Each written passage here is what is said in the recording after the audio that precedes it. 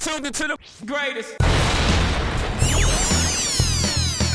Run with Manny Wilson podcast. The Run with Manny Wilson podcast. The best sports podcast there is. Yes, sir. What's up, everybody? Welcome back to The Run with me, Manny Wilson, all the way from Detroit to Chicago to your speakers and headphones. I appreciate you tuning in to The Run, the first interactive sports podcast, a community that makes sure your voice is heard. So if you hear something you agree with, you disagree with, you like, you dislike, or even if you just want to outsmart me on something I said, go ahead, shoot me a quick call, 219-413-9405, and we'll play your take back on our next episode. And shout out to SeatGeek for sponsoring this episode as well.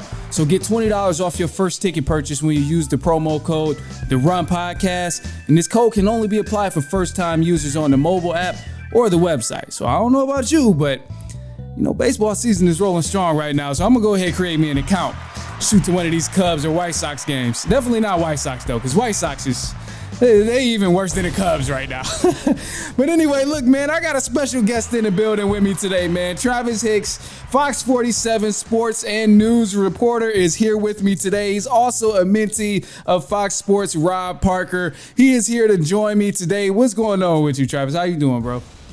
Man, it's good to hear from you, Manny. It was good to see you at the NABJ. I think this is going to be a fun one. Big fan of your platform. I think you do an amazing job. And excited to talk some sports with you. Man, me as well, bro. I'm excited to get into it. Obviously, we all know football season is right here around the corner.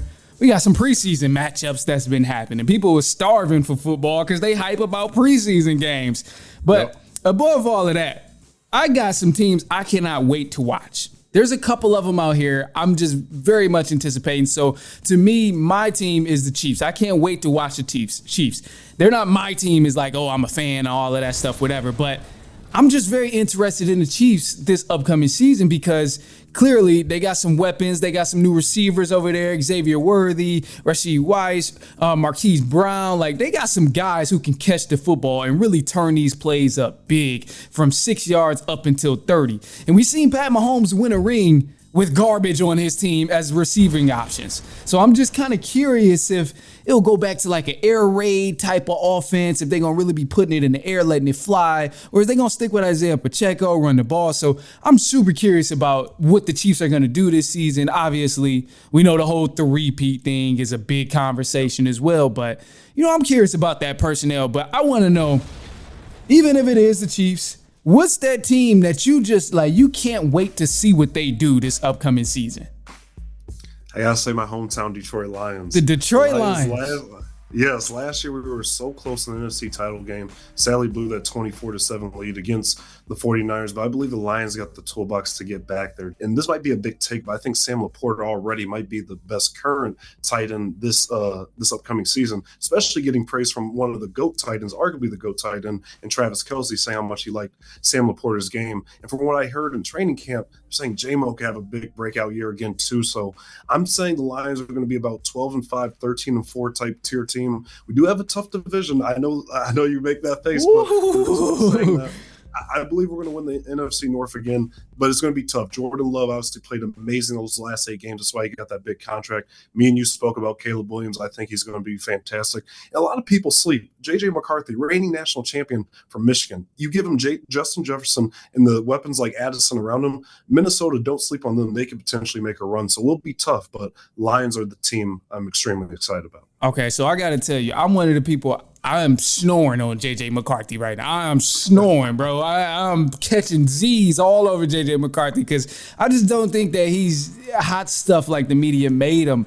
Because when I looked at that Michigan team, at least, I seen so much talent around him. And it was just, to me, if I swap J.J. McCarthy with any other quarterback, they still win. It's not like, Michigan won a natty because of what J.J. McCarthy was doing. He just so happened to be a quarterback who was playing around a lot of skill guys. And obviously, that makes a difference and all of that. But above all, I'm snoring on J.J. McCarthy. But I want to go back to what you said about the Lions because I'm kind of excited to watch the Lions too. And I think it'll be some good stuff. And I think this is one of the seasons where people really, really catch on. If you missed last year and you wasn't really paying attention last year to how great of a receiving core the Lions have, this is going to be the year where you realize, like, damn, how did they get so many dogs on this team? And the answer to everybody is going to be they drafted them. It's that simple. They drafted them. They were intelligent in the draft. They were patient, and they took the correct guys. So I think the Lions can definitely make some noise. As far as the NFC North, it's going to be tough. You know it's going to be tough because Green Bay is there, and I'm rocking a hat right now. The Chicago Bears is going to be in the mix. I ain't saying they about to be champions of that division, but they're going to be in the mix for sure. I gotta at least give them 11 games. 11 games. I'm on record saying it, I'll say it again. 11 games. So I don't know how that's going to work out with the Lions winning the division and all that, but I'm going at least 11 games. What's your thoughts on that? So I told you over the weekend, I said 10-7. I think they do increase by 3 wins. After having Justin Fields, and he was able to get, a lot of games. Wasn't his fault. A lot of people put the blame on him, but now you're getting a guy who's more accurate than Caleb Williams, in my opinion. With the weapons they got, DJ Moore, Keenan Allen, it's going to be very interesting, and I think the Bears are going to be good. But those division games are always tough, even for the Lions. Like, we've lost a consecutive 7 straight Thanksgiving Day games. So one thing, the reason why I bring that up about the Lions is because we're always playing the division rival. So that could be one loss that could be in the mix, but I think we're going to get it done this year. Looking at the schedule, looking at all the weapons around Goff, we might have the best receiving core in the league with St. Brown out there, who got snubbed last year. I know he ended up making the All-Pro. It wasn't a first option. So I think with the numbers, and as far as Goff making smarter decisions with the ball, I believe we'll be there. I believe we're actually going to beat your Bears twice this year. I believe it's going to be close games. I know that might be a big take, but I think it's going to be close touchdown games like 28-21. I think the Lions got a point to prove. They really want that Super Bowl, and they were right there last year before we choked in that second half. So here's the thing, and Bears, they might definitely. It's going to be close. It's going to be close. I agree with that part, and maybe the Lions will win both games. But I remember last year, Bears had the game in the bag. If you remember that game, I think it was in Detroit as well. They had the game in the bag. They were up, like 24 to 10 or something like that most of the game. And then fourth quarter came along. Bears just blew the lead. They wasn't playing defense. The offense was not running the ball. They were just stagnant over and over again. And then eventually they kept giving the Lions opportunity. Lions win. So that gives me hope. That's why I say, the Bears are going to at least win 11 games, because there was multiple situations where that was the case for the Chicago Bears last season. And I'm like, as long as they can close out games, they can continue to score the ball and stay on top of a lead when they actually have a lead, they'll be all right. But as far as the Lions getting back all the way to the Super Bowl, getting there this time, man, it's tough because everybody is going to be healthy. Everybody's getting a little bit better. And usually I'm always on the side of, okay, well, the AFC has the better conference. But as far as now, it's kind of neck and neck everywhere you look in the NFC right now.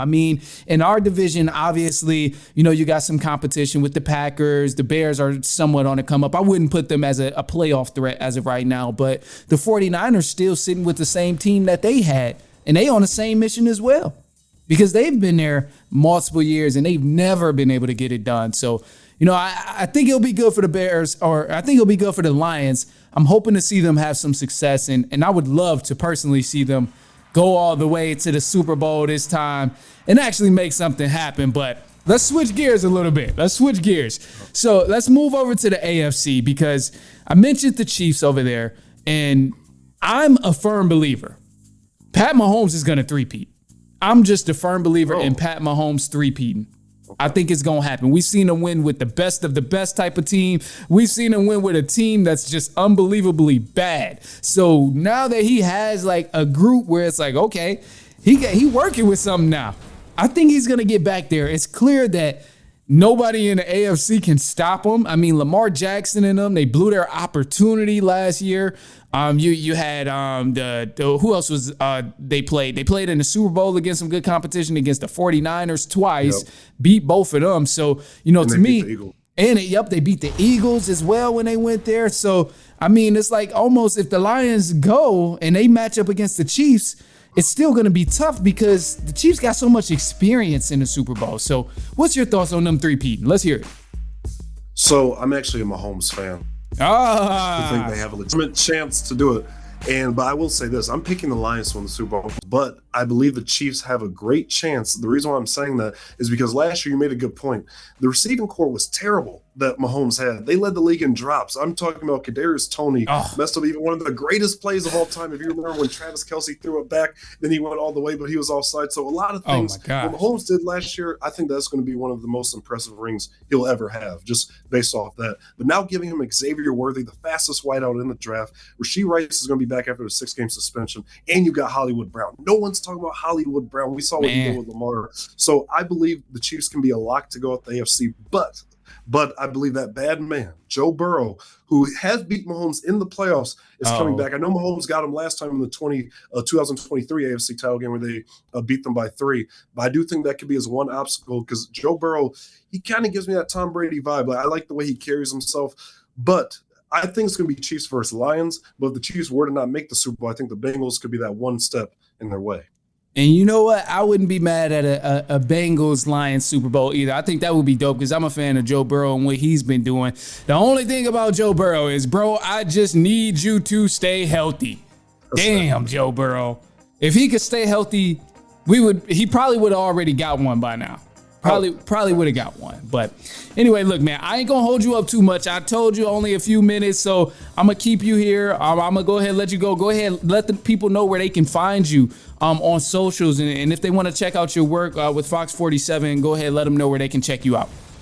First, Manny, thank you so much for having me on your podcast. Keep continuing to do great things. I'm going to keep watching. Huge fan of it.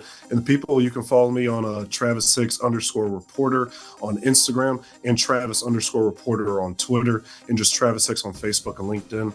And again, please support Manny. Great dude. And love watching stuff. Much appreciated, bro. I appreciate that, man. And hey, I'm going to have to bring you back on come football season, bro. So, hey, just be ready. Just be ready. If the Lions lose week 1, and don't let them lose against the Bears. Don't let them lose against the Bears. I'll say this before I go on record. Regardless if the Lions lose or win, I will come back. So I'm not going to duck whatever they do. Okay, bet. You ain't ducking no smoke. Yep. All right, cool. Look, man, we got some news coming up in just a sec. Anybody who's there, go ahead, shoot us a quick take if you want to chime in on the conversation. 219-413-9405. Go ahead, drop your opinion, drop your thoughts on the upcoming season. What team are you anticipating to watch in this upcoming season? So we'd love to hear it. Anyway, hey, man, look, it's halftime. We'll be right back with some news.